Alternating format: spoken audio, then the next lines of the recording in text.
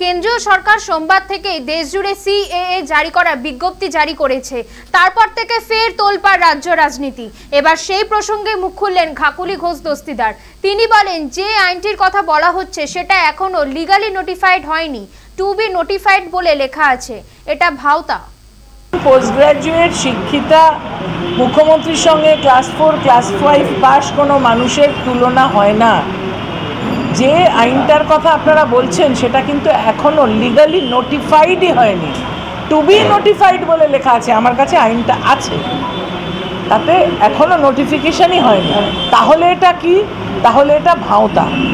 যে জিনিসটা আজকে এত বছর ধরে ঝুলিয়ে রেখেছে সরকার, সেটা নির্বাচনের সময় ঝুলির থেকে বেড়াল বার করলাম, প্রত্যেকবার নির্বাচনে ঝুলির থেকে বেড়াল বের করলাম করে মানুষকে ভয় পাওয়ানো, এটা বন্ধ হওয়া দরকার।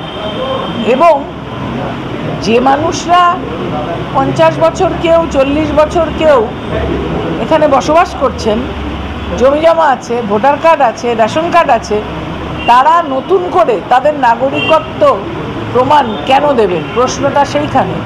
তার মানে এটা একটা ছলনা, যেটা দিয়ে তাদের বর্তমান যে তারা নাগরিক সেইটা কেটে দেওয়ার জন্য ফর্ম ফিল আপ করতে বলছে।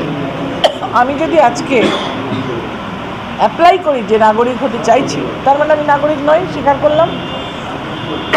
এই স্বীকারটা মানুষকে দিয়ে করানোর চেষ্টা হচ্ছে।